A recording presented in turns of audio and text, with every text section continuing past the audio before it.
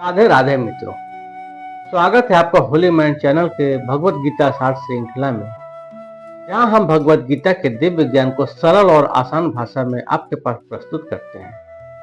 हमारा उद्देश्य है भगवत गीता का महत्वपूर्ण ज्ञान जन जन तक पहुंचाना, जिसे लोग सुनकर और आसानी से समझकर अपने जीवन में अपना सके और अपना जीवन सार्थक कर सके।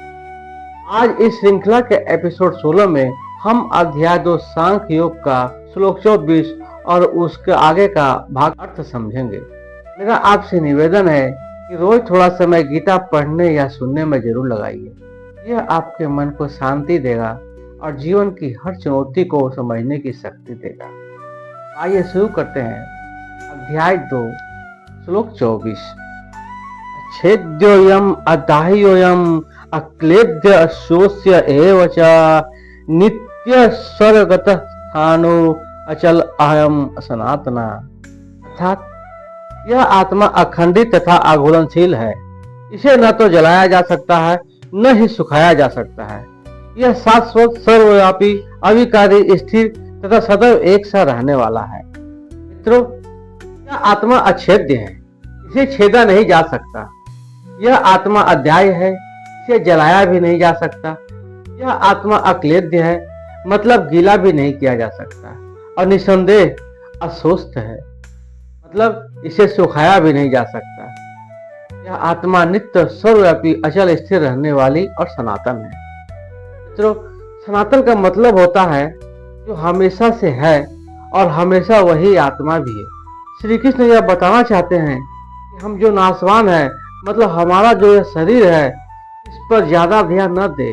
हम समझे अपने आत्मा को, जिसका नाश नहीं हो सकता, तभी हमें मुक्ति मिलना संभव हो सकती है।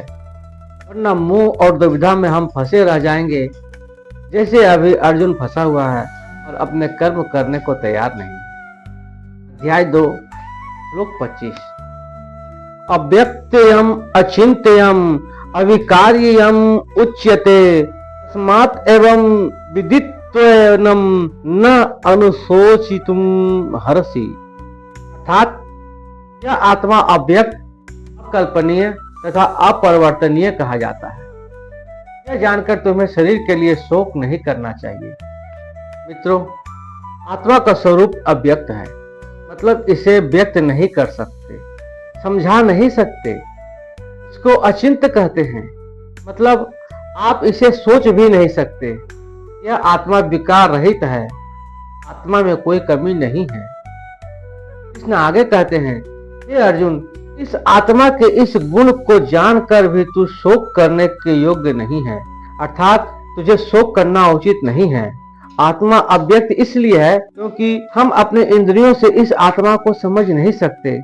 इंद्रियां इस दुनिया के लिए है और इस इंद्रियों से हम सुख, सर्दी, गर्मी, खाना पीना ऐसी भौतिक क्रिया करते हैं।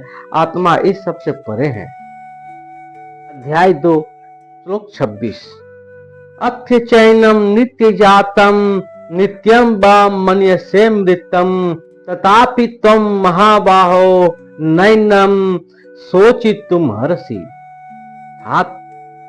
किंतु यदि तुम यह सोचते हो कि आत्मा सदा जन्म लेता है तथा सदा मरता है, तो भी हे महाबाहु, तुम्हारे शोक करने का कोई कारण नहीं है।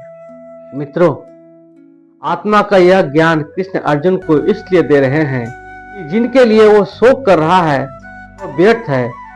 कृष्ण समझाते हैं कि हे अर्जुन, यदि तुम इस आत्मा को जन्म लेने वाली तथा सदा मरने वाली मानता है, तो भी महाबाहु इस प्रकार शोक करने का योग्य नहीं है।